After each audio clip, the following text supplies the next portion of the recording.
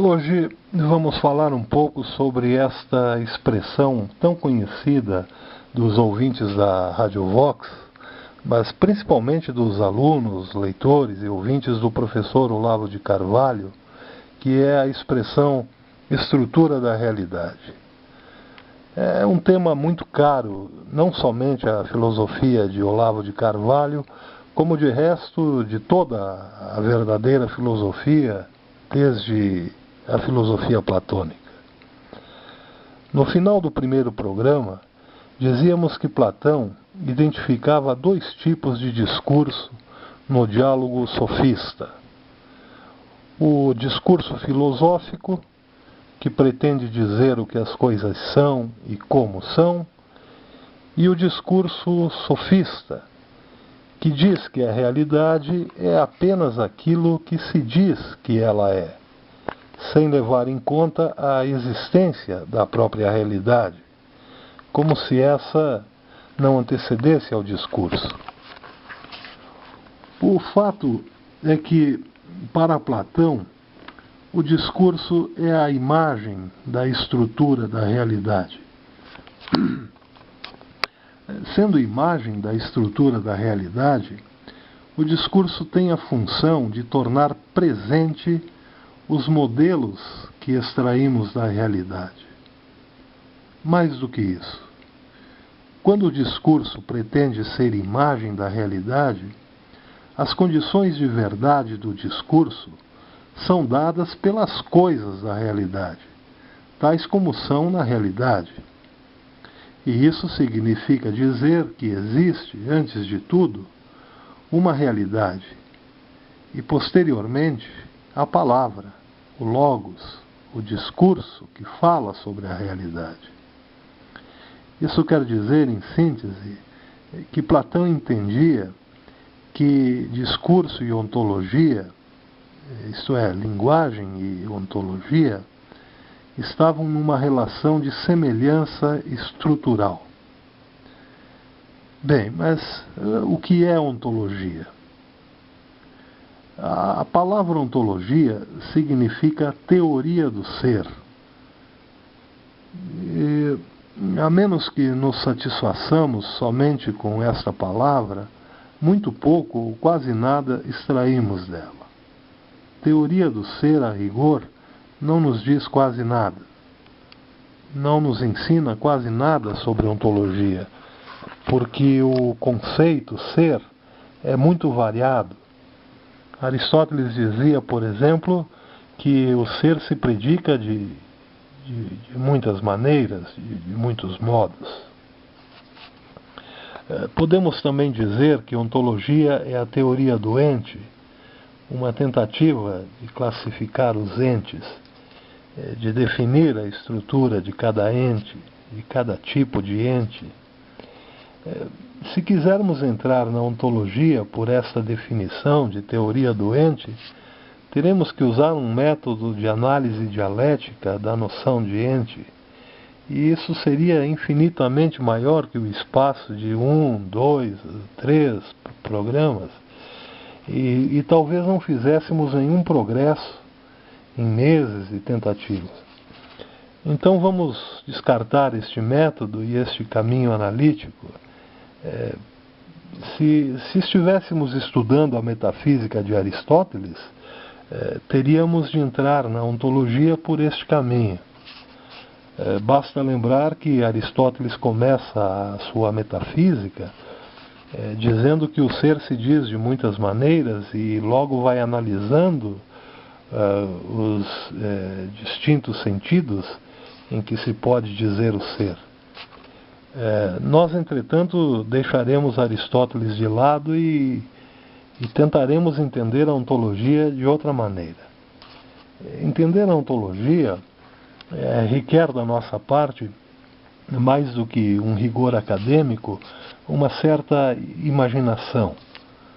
Uma imaginação que nos coloca diante da realidade, diante do ser pleno, diante do conjunto total dos seres, na situação em que a própria vida pode nos colocar, ou nos coloca, infalivelmente. Não é? Imaginemos então, por exemplo, que fomos lá para o Alasca caçar urso com o professor Olavo e lá pelas tantas nos perdemos no meio da floresta e ficamos sozinhos. O professor Olavo foi para um lado e nós fomos para outro e nos perdemos.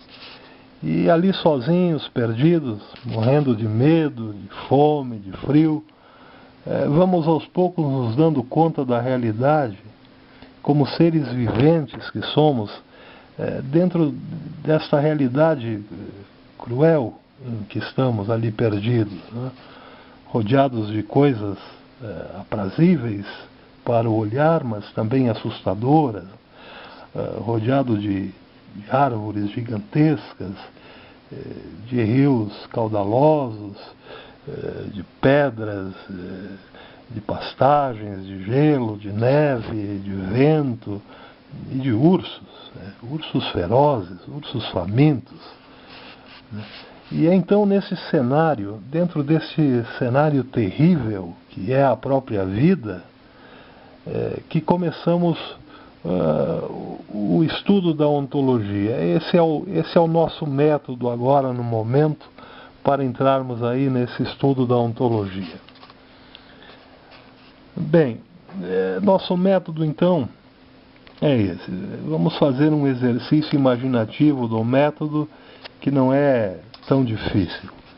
Estamos perdidos no meio de uma floresta no Alasca e ali, naquela situação terrível, vemos que estamos rodeados por uma série de coisas, uma série de objetos, materiais e animais. E esses objetos constituem o âmbito de onde nos movemos e atuamos.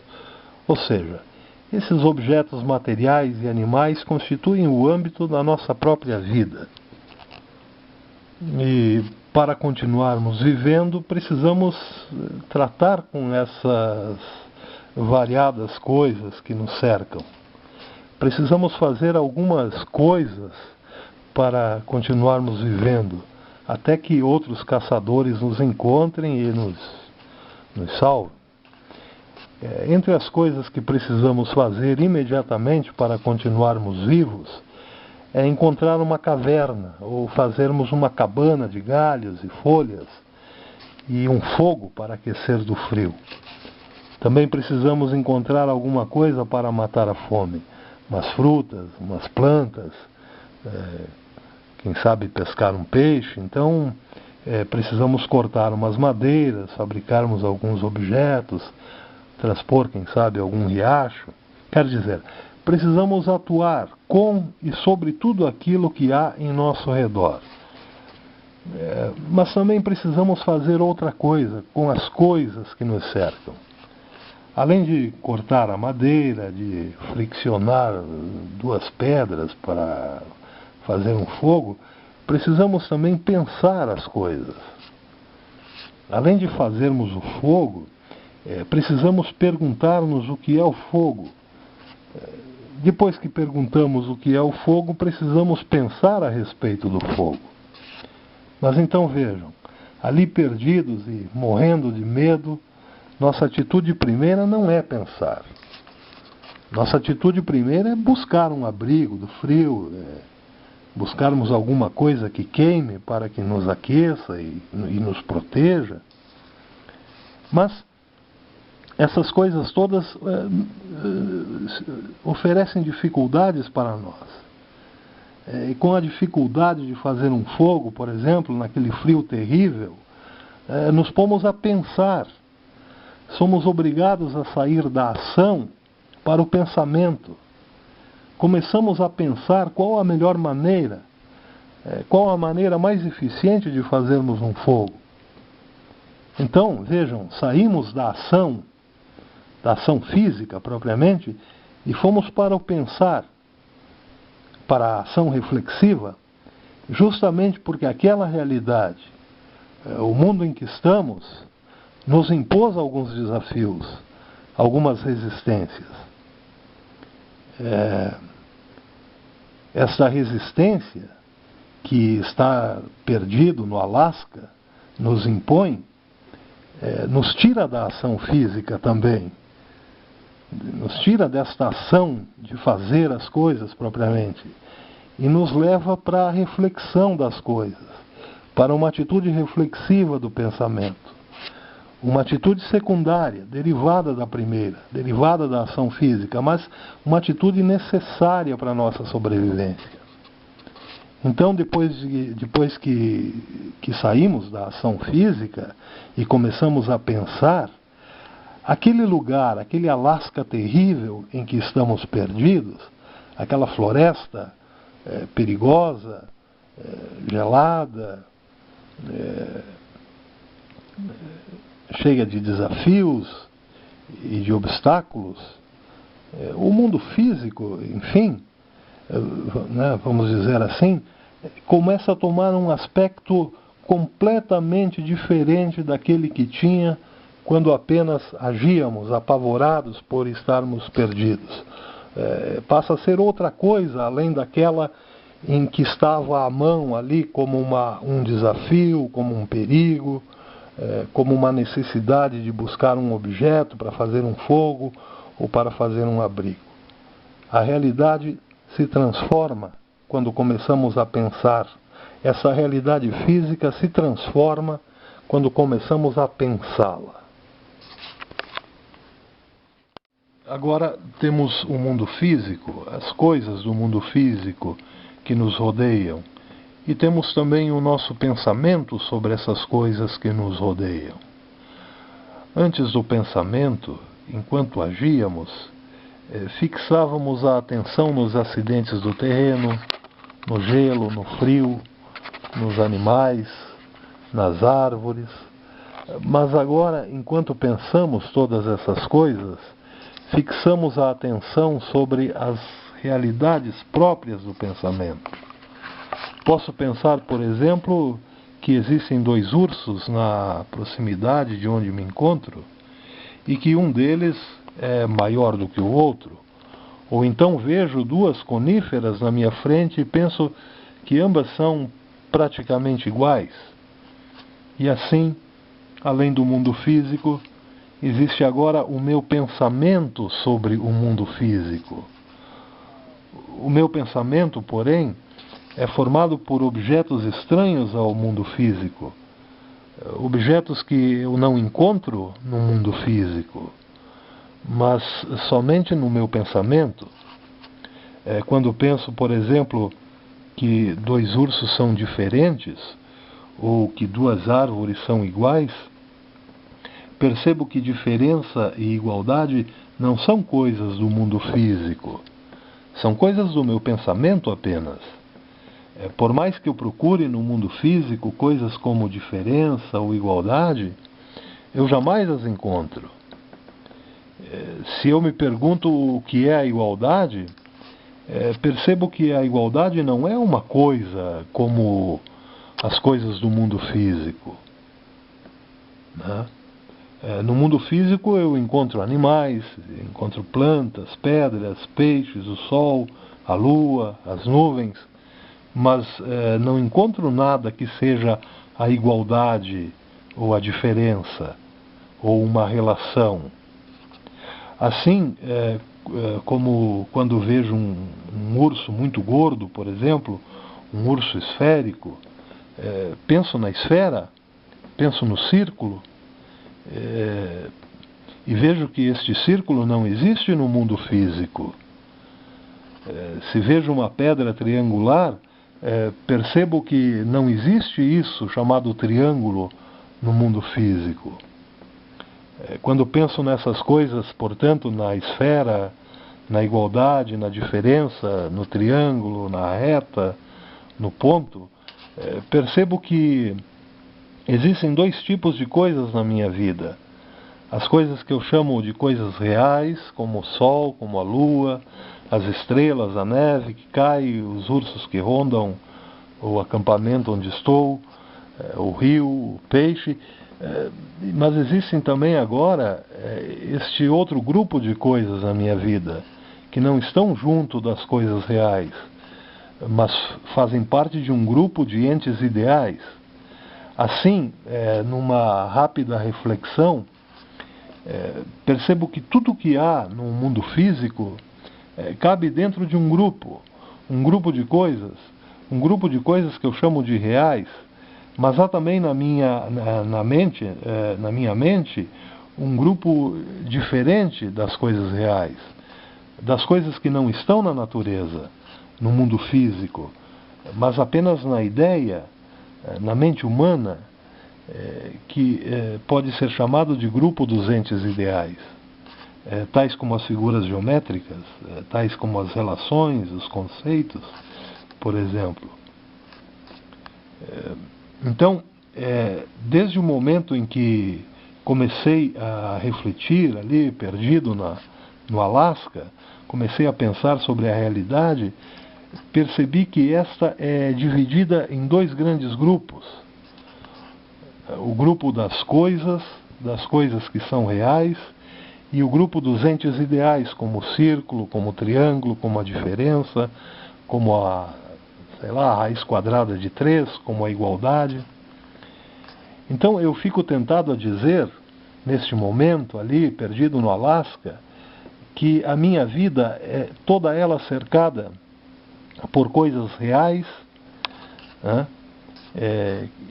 E por coisas ideais. Fico tentado a dizer que toda a realidade se resume nesses dois grandes grupos: as coisas físicas, os objetos da natureza e os entes ideais. Mas, se continuo pensando sobre a realidade, eu vejo que esta é composta ainda por outro grupo. Quando percebo, por exemplo, que estou perdido num lugar muito perigoso, mas extremamente belo, e me pergunto em que grupo está a beleza que eu vejo, percebo que ela não faz parte nem do grupo das coisas reais e nem do grupo dos entes ideais. A reflexão que eu posso fazer é a seguinte: essa beleza aqui do Alasca, a beleza das grandes pradarias, a beleza das enormes coníferas, a beleza dos picos nevados, dos rios congelados, não pode estar entre as coisas reais simplesmente porque a beleza não é uma coisa. Se a árvore bela é uma coisa e está entre as coisas reais, a beleza propriamente dita não é uma coisa. Eu posso tentar separar a beleza da árvore e não encontrarei a beleza como uma coisa. Se eu despedaço a árvore com um machado em busca da beleza, eu encontrarei no máximo pedaços de árvore. E isso são coisas. Mas eu não encontrarei a beleza da árvore como uma coisa entre coisas. Logo, o belo não pode pertencer nem ao grupo das coisas reais e nem também ao grupo das coisas ideais. Não posso dizer que o belo, que a beleza está entre os objetos ideais, porque os objetos ideais podem ser percebidos pela visão do intelecto. Eu posso ter a qualquer momento uma intuição mental sobre o círculo, por exemplo. Posso exprimi-lo numa fórmula. Posso ter uma intuição mental sobre um triângulo, por exemplo. Posso fechar os olhos e intuir um triângulo. Posso ver um triângulo com os olhos do intelecto, com a imaginação. Mas eu não posso intuir a beleza, nem com os olhos físicos, nem com os olhos do intelecto. Isso significa que a beleza é algo que não se enquadra nem no grupo das coisas reais, nem no grupo dos entes ideais. A beleza é sempre algo que eu tenho que pensar sobre uma coisa. Posso pensar que a Mona Lisa é um belo quadro, posso pensar que a Miss Universo é uma bela mulher, mas eu não posso pensar que a beleza é bela. Da beleza só posso pensar a partir de algo. Mas o mais curioso é que a beleza é desprovida de ser. Se vejo um triângulo com os olhos do intelecto, e acrescento um círculo a este triângulo, percebo que o círculo, que também é um ente ideal, transforma a figura do triângulo. Isto é, este círculo que eu acrescentei ao triângulo modifica o triângulo, acrescenta algo ao triângulo, algo que o triângulo não tinha. Isso porque os entes ideais têm ser. Logo, este ser pode acrescentar ou pode subtrair algo a outro ser. Mas a beleza não acrescenta nem diminui nada na coisa bela. Se um quadro é belo, não quer dizer que ele seja mais quadro que um quadro que não seja belo. Se um ser humano é belo, não quer dizer que ele seja mais humano por ser belo. Um animal belo não é mais animal que um animal feio. Então, beleza e feiura não acrescentam nem diminuem ser nenhum as coisas. É preciso, portanto, encontrar outro conjunto de coisas que não seja nem o conjunto das coisas reais, nem o conjunto dos entes ideais, para colocar isso aí agora, que eu agora entendo como beleza ou feiura. E que conjunto seria esse? Bem, se a beleza, por exemplo, não tem ser, tem algo exclusivo, que se chama valência. Logo terei que colocar essas coisas como a beleza e a feiura num conjunto de valência, num conjunto de valores. Então, o meu pensamento se dá conta de que a realidade é composta de três grandes grupos. O grupo das coisas que são reais, o grupo dos entes ideais, e agora este novo grupo aí que eu encontrei na minha vida, o grupo dos valores, como a beleza. Pois, ainda que a beleza não tenha ser, ela tem pelo menos valor. Porque, vejam, um exemplo, um quadro belo e bem pintado não é mais quadro que um quadro feio e mal pintado, não tem mais ser que um quadro feio e mal pintado, mas vale mais. Então, assim, perdido no Alasca, né, começo a fazer um balanço do que há na minha vida e chego à conclusão que existem as coisas físicas na minha vida, que existem essas coisas materiais, os objetos da natureza, os animais, as plantas, os astros, e que eu posso colocar tudo isso num único conjunto que eu chamo conjunto dos entes reais. Mas eu também chego à conclusão que na minha vida, ali perdido no Alasca, existem entes ideais que eu só encontro na minha mente, como o círculo, o triângulo, a igualdade, a diferença, as relações, o número 7, a raiz quadrada de 3, e eu coloco todos esses entes num conjunto que chamo de entes ideais. Mas também, agora eu percebo que há na minha vida a beleza, a feiura, e eu coloco essas coisas num conjunto, essas coisas entre aspas, eu coloco isso, essas valências, num conjunto que eu chamo de valores. Assim, toda a realidade que está na minha vida tem a seguinte estrutura: entes reais, entes ideais e valores.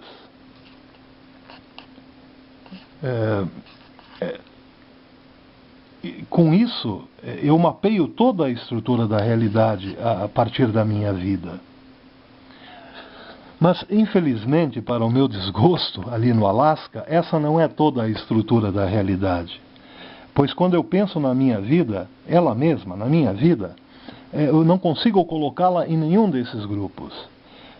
Nem no grupo dos entes reais, embora a minha vida seja real, nem no conjunto dos entes ideais, e nem no conjunto dos valores, pelo simples fato de que todos esses conjuntos cabem dentro da minha vida. Mas a minha vida, ela própria, é muito maior do que todos esses conjuntos. Ela não cabe propriamente em nenhum deles.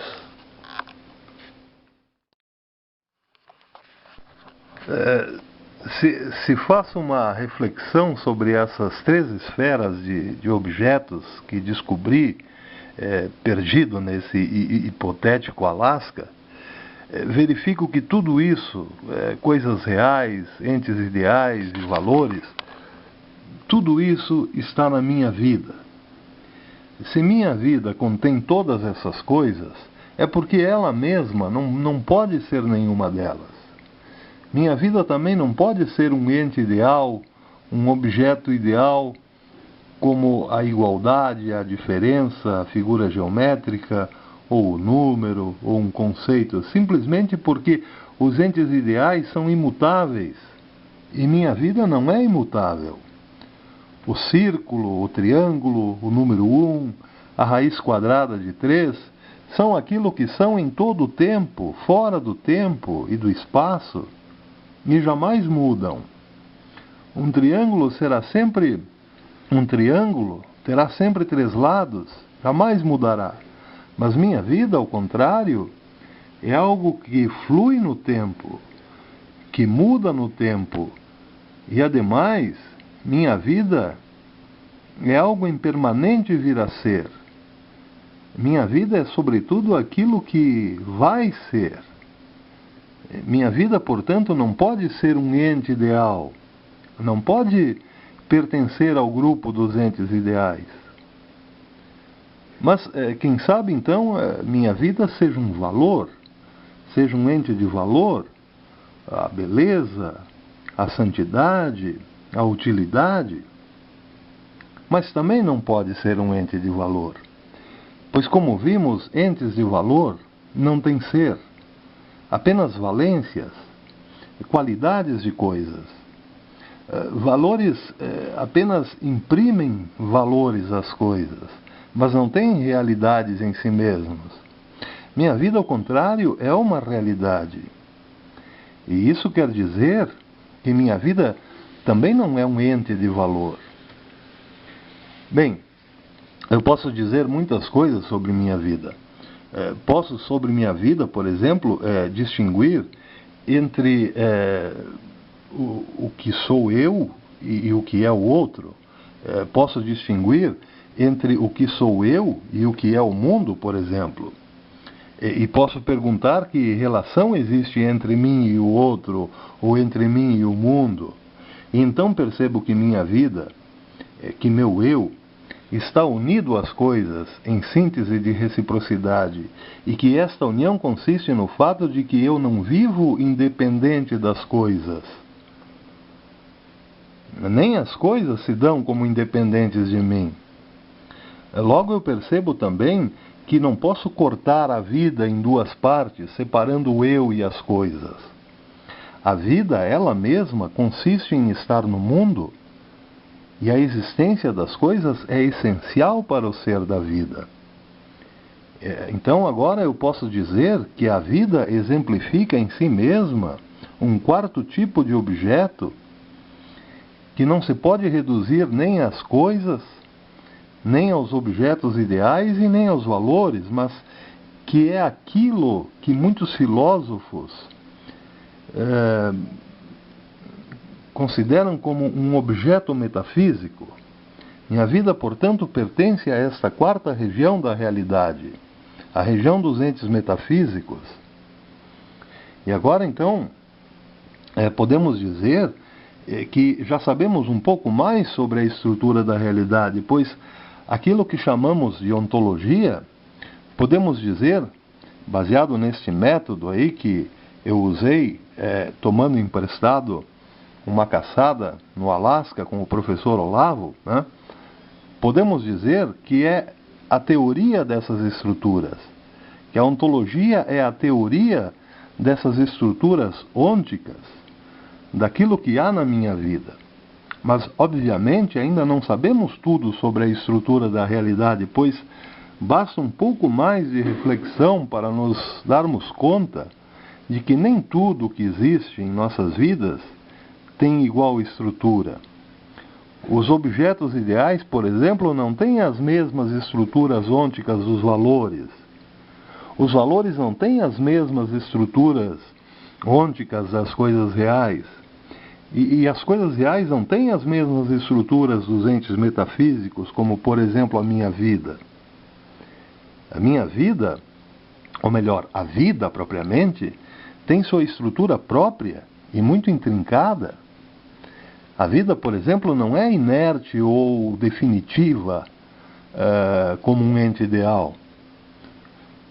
Quando definimos um triângulo, por exemplo, sabemos que aquele triângulo é e será como é eternamente, pois um triângulo não está sujeito ao tempo. Ele não se desgasta nem se transforma com o passar do tempo. O triângulo é, pois, um ente estático. Sua forma também é definitiva.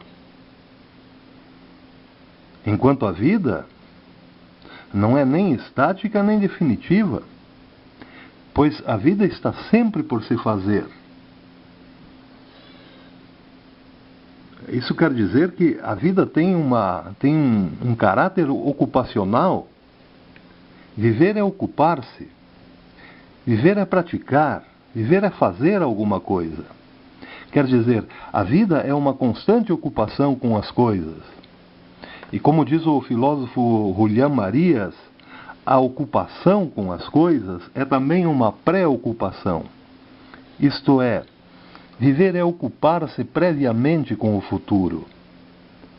O filósofo Heidegger, por exemplo, vai ainda mais longe e dirá que a vida começa com uma preocupação do futuro que ainda não existe, para depois acabar sendo uma ocupação no presente que existe.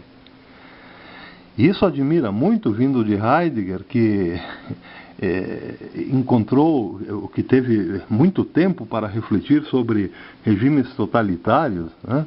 E viu bem de perto, ou muito mais perto do que se imagina, né? O modo de ser do pensamento revolucionário, da mentalidade revolucionária, pautando todas as suas ações futuras em função de um presente cujo o sentido tem que ser transformado, cuja realidade tem que ser mudada, e um futuro sempre hipotético, inatingível, inalcançável.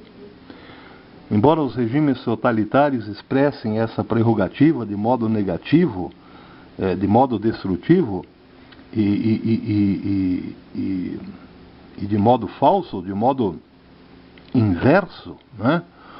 O fato é que a vida, e vemos isso nos santos e na própria espiritualidade cristã, se revela como ocupação pré-ocupativa, ocupação de uma vida que está preocupada com a vida eterna, com a salvação da alma.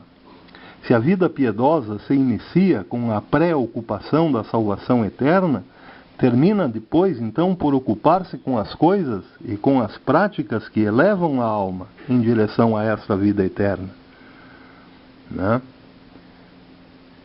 Tudo isso revela, portanto, que a vida tem um caráter inconfundível.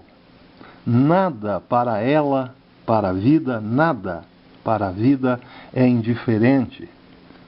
Ou melhor, para a vida não é indiferente ser ou não ser. Não é indiferente perder-se ou salvar-se. Não é indiferente ser bom ou ser mal. Não é indiferente ser santo ou ser profano. Diferentemente dos entes reais e dos entes ideais, a vida é o ente primário e autêntico. Coisas reais e entes ideais são entes secundários que estão na vida. E, portanto, para as coisas reais, para as pedras, para as plantas, para a raiz quadrada de 3, para o número 8, ser ou não ser é indiferente. Uma árvore não se importa em permanecer centenas de anos num único lugar. Uma pedra não se importa em ser grande ou pequena, leve ou pesada. Nenhum desses seres, sejam reais ou ideais, se importam com suas consistências ou com suas essências. A vida, ao contrário, é puramente não indiferença. A vida se interessa em ser primeiramente, e depois se interessa em ser deste ou daquele modo. Existir e consistir são os interesses da vida. Existir, em primeiro lugar, é o que mais interessa a nós, seres humanos, mas não apenas existir. Além de existir, queremos existir de uma certa maneira e não de outra. Somente uma vida degenerada não interessaria passar, por exemplo, do estado puramente animal para o racional. A vida anseia em ser aquilo que ainda não é. Isso temos muito claro quando passamos de um estado mental de torpor e ilusão para um estado de lucidez e inteligência. Quando saímos da sujeira para a limpeza, quando saímos da miséria para a fartura, seja de bens materiais, seja de bens morais.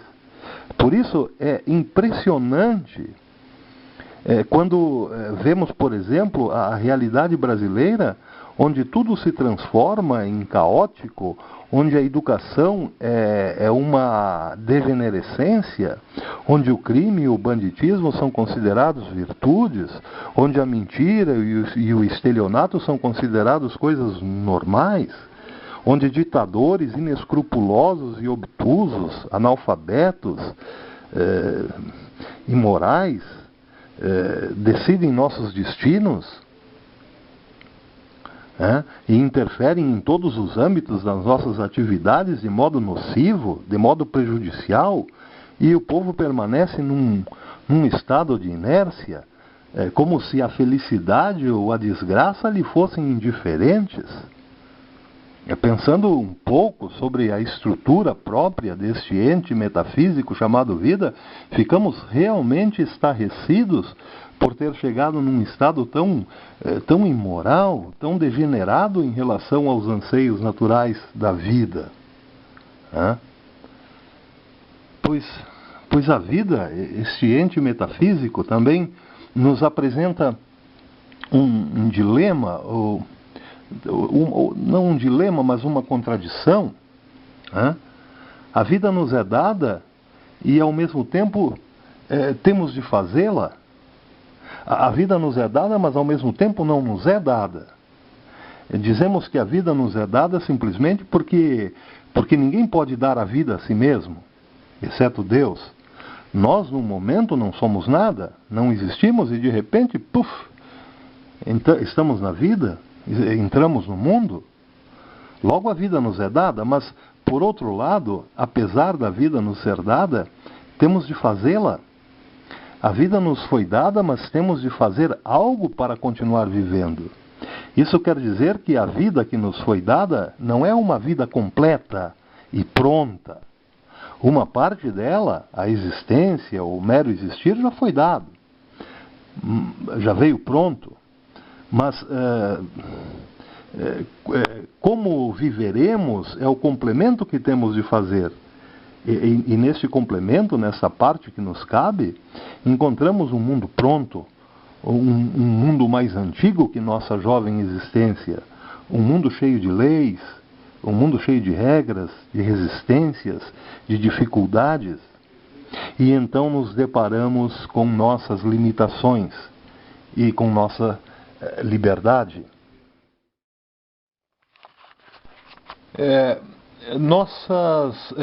Nossas limitações são as resistências que encontramos no mundo.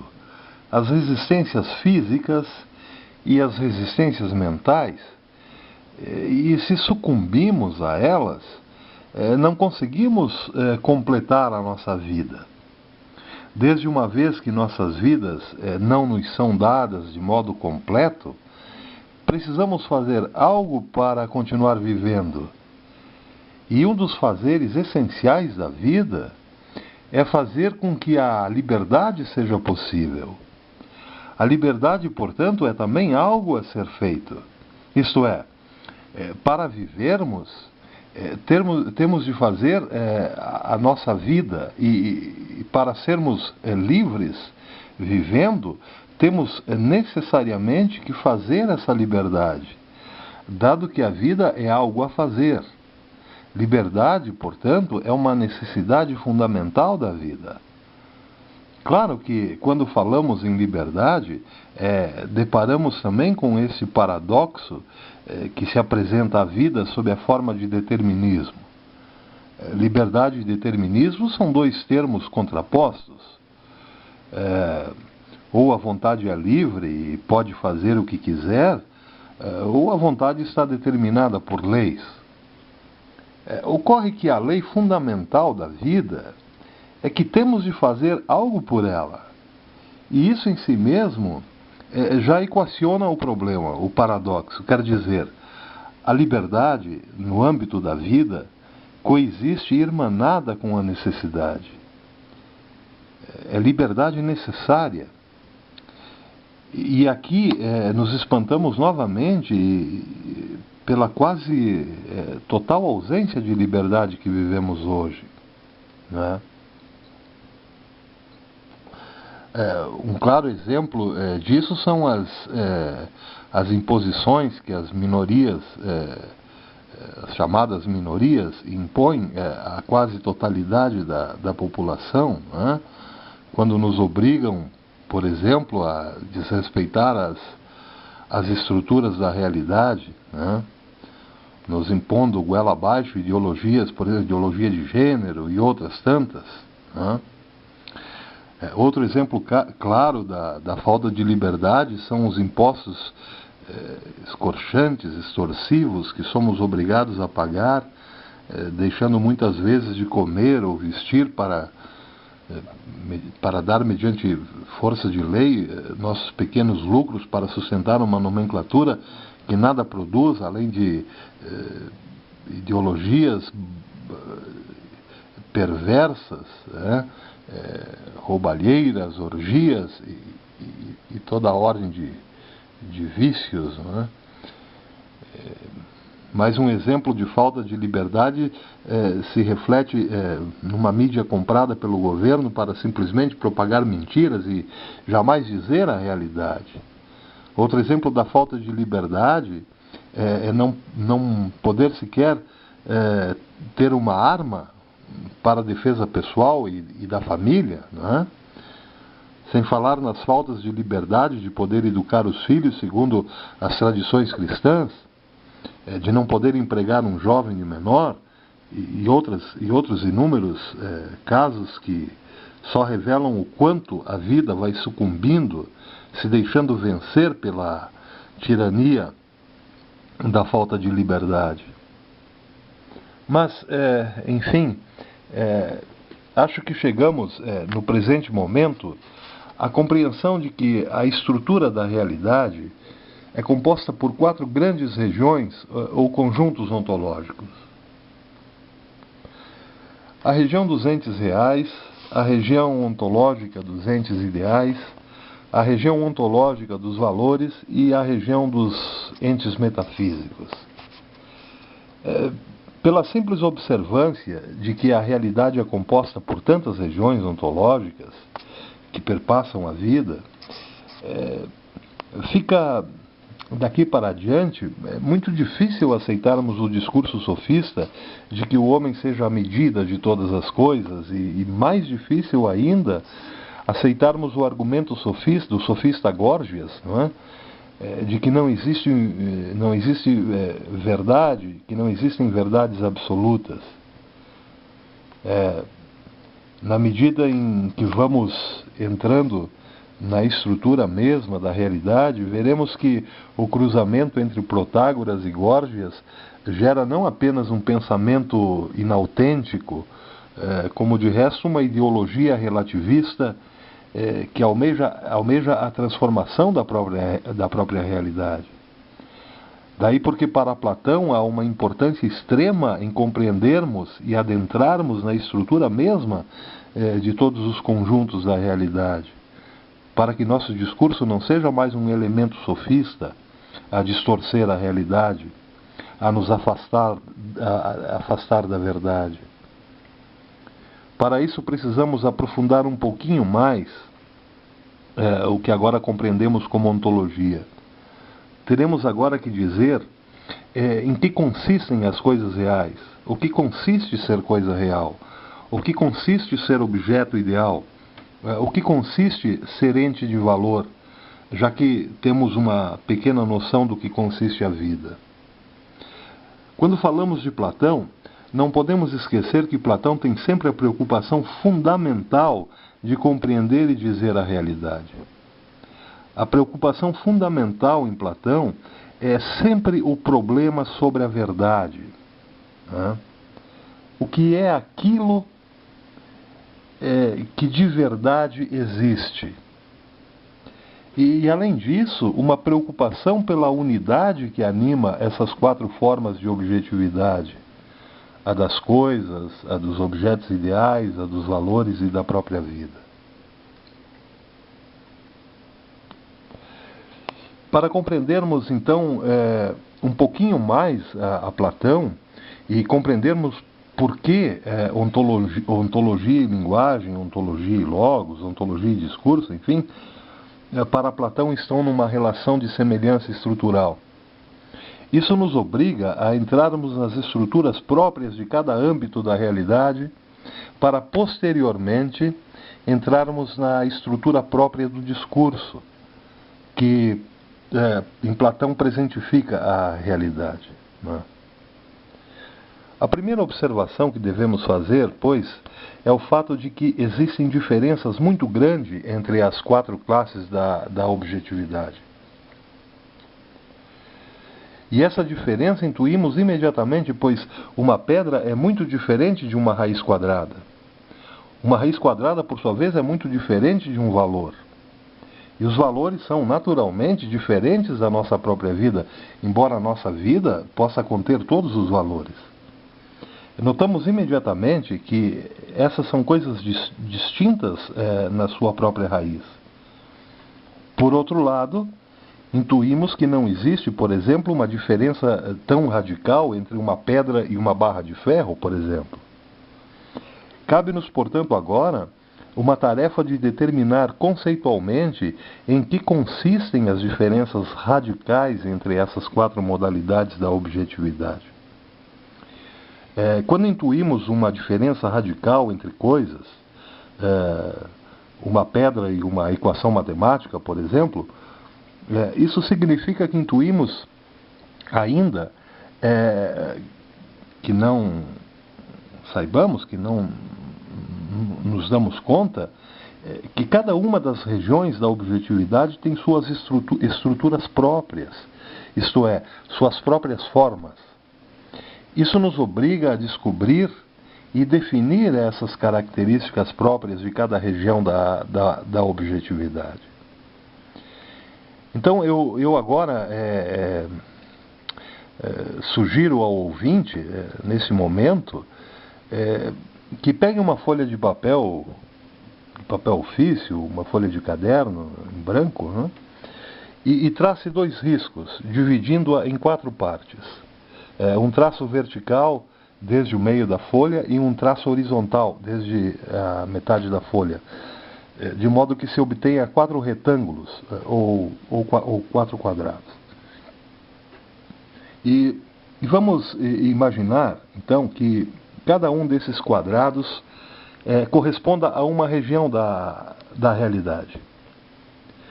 Aliás, podemos nomear cada um desses quadrados, né, colocando, por exemplo, no primeiro, o seguinte título: região dos entes reais, ou região ontológica dos entes reais. No segundo quadrado, colocamos região ontológica dos entes ideais. No terceiro, colocamos região ontológica dos entes de valor. E no quarto, região dos entes metafísicos. Bem, ao fazermos isso, temos numa simples folha de papel todas as regiões ontológicas que abrangem a realidade.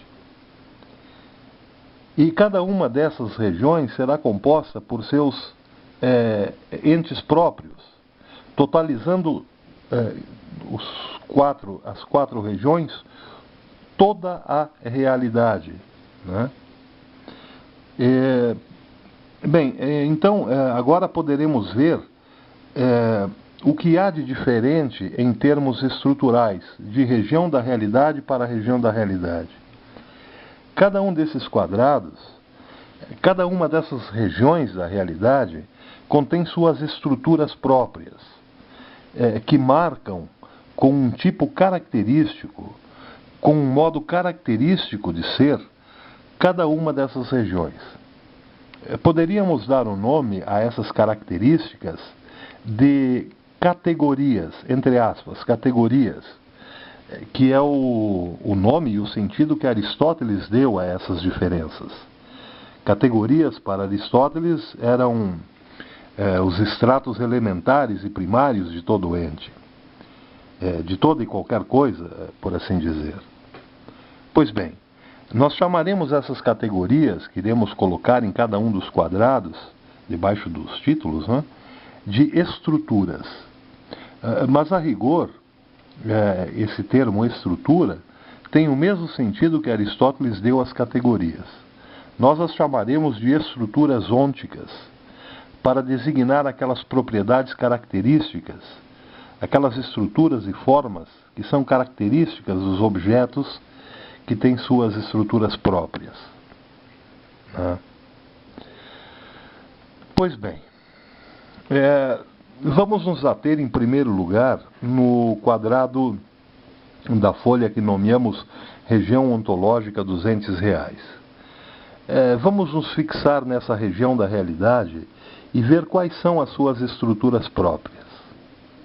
Bem, quando falamos de coisas reais, vemos logo que essas coisas reais constituem um conjunto ao qual damos o nome de mundo, ou de physis, como diriam os gregos, ou de natureza, como se diz latinamente, ou simplesmente mundo das coisas reais.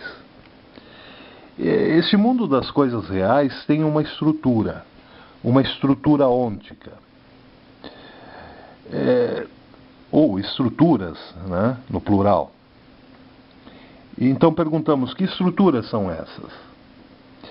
O que de início encontramos nessas estruturas, ou nessa estrutura, é o ser. Então lembre, nós estamos aqui no quadrado dos entes reais. A primeira estrutura desta região, a primeira estrutura ôntica, nós nomeamos ser. Pois esse mundo de coisas reais é um mundo que é, né? Mas quando vemos a palavra ser, podemos até nos assustar de início, mas afinal, o que significa ser? Aqui nesse caso significa algo muito simples. Ser significa aquilo que é para mim, ou seja, aquilo que há na minha vida. Ser é algo que está na minha vida. Este microfone, por exemplo, que está aqui na minha frente, significa que existe na minha vida, que é algo para mim e que, portanto, tem ser. Ser no sentido de ser algo para mim, algo na minha vida. Logo, o ser é a primeira estrutura dos entes reais, dos objetos reais. Se quiserem, podem escrever aí no quadrado dos entes reais, depois do título, a palavra ser, como a primeira estrutura dessa região da ontologia, região dos seres reais, dos entes reais. Todos os seres, todos os entes dessa primeira região têm essa estrutura ôntica chamada ser. Essa estrutura, contudo, não é a única estrutura dessa região. Tomo como exemplo o microfone que estou usando agora. Ele tem o ser como estrutura porque ele é algo para mim.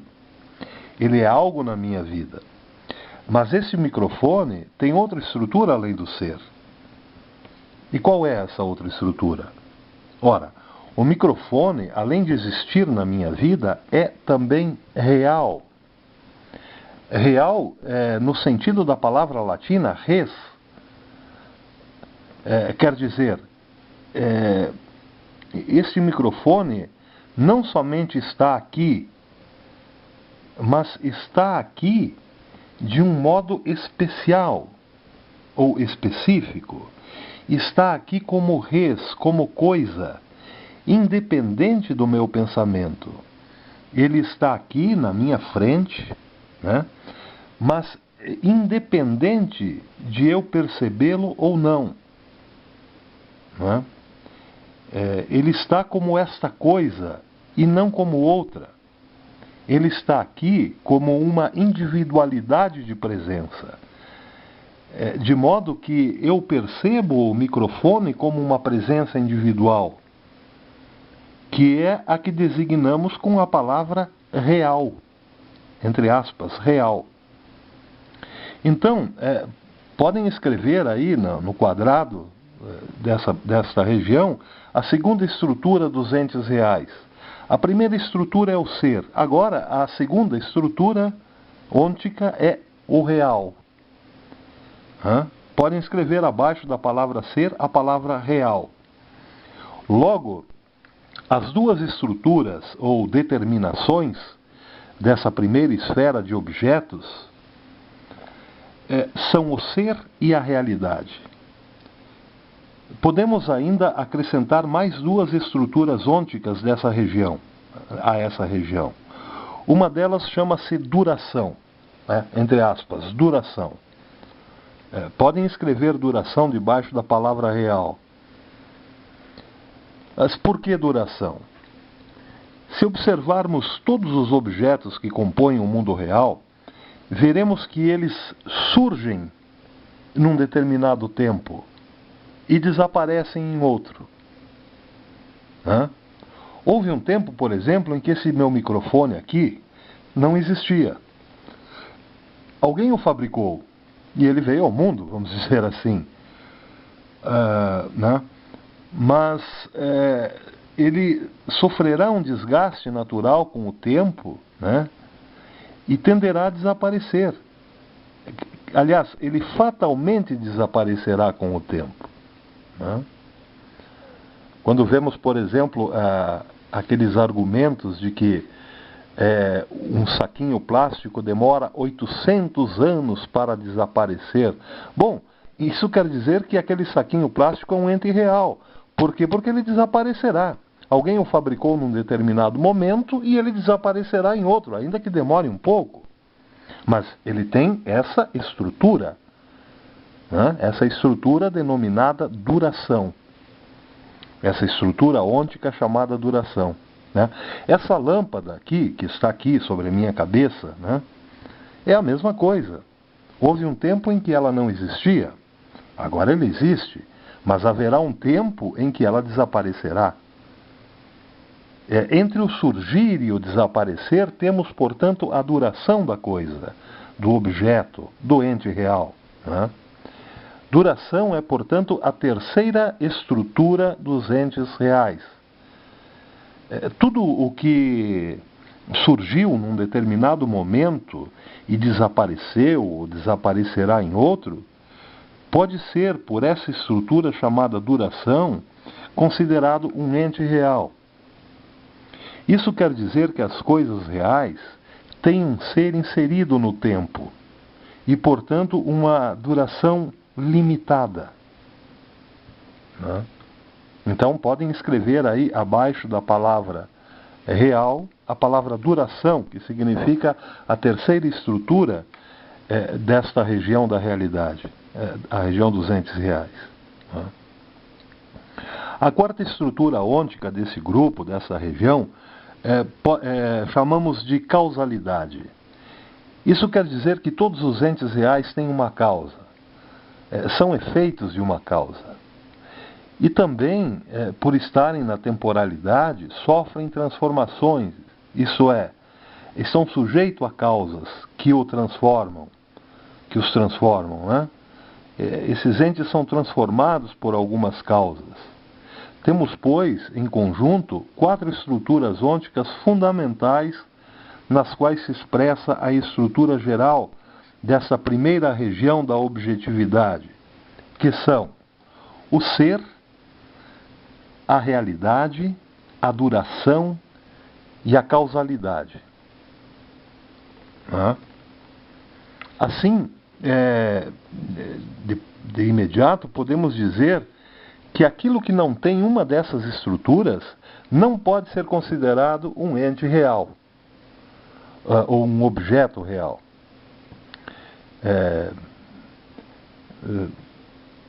Vejamos, por exemplo,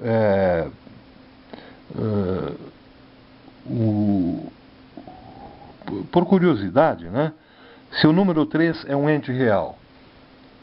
O número 3, ele tem a estrutura ôntica do ser?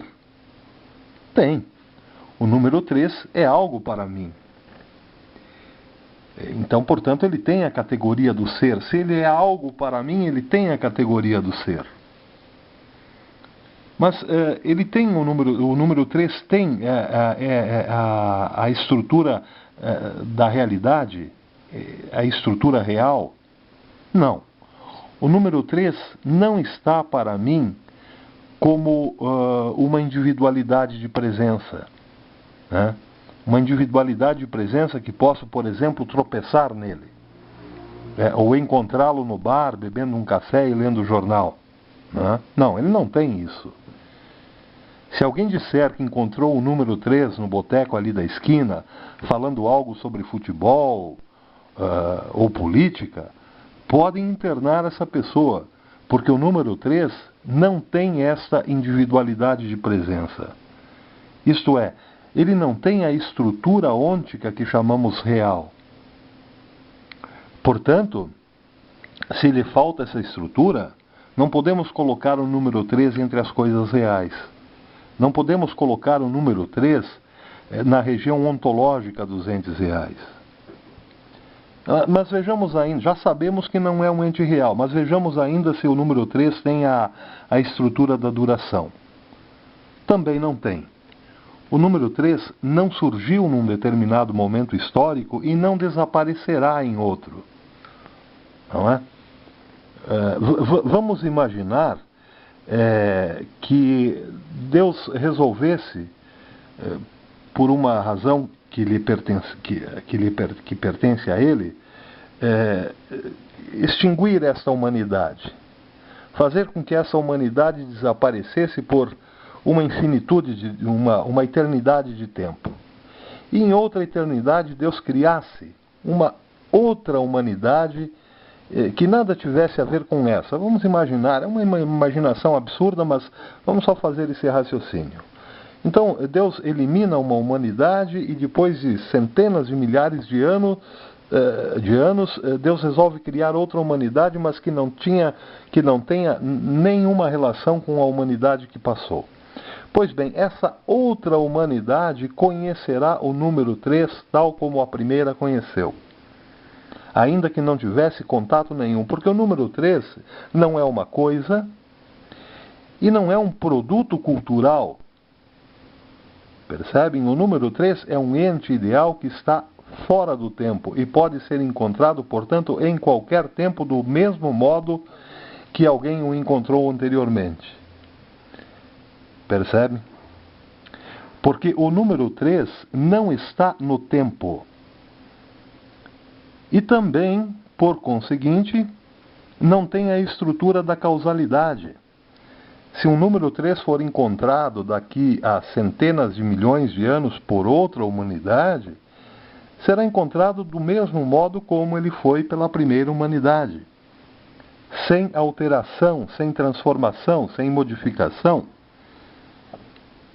Não é?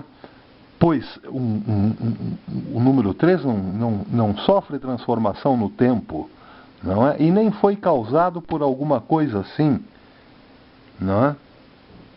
Pois, fazendo esse exercício, quando fazemos esse pequeno exercício, baseado nos conceitos de estruturas regionais, podemos perceber se nosso discurso corresponde àquilo que Platão chamará, não é, de realidade.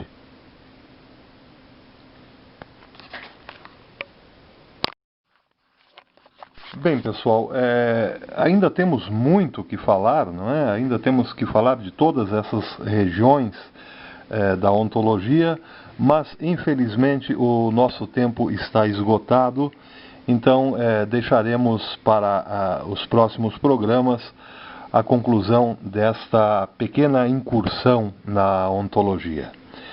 Então vamos ficando por aqui, né? Desejando a todos uma excelente semana, fiquem com Deus e até breve. Louvado seja nosso Senhor Jesus Cristo, para sempre seja louvado.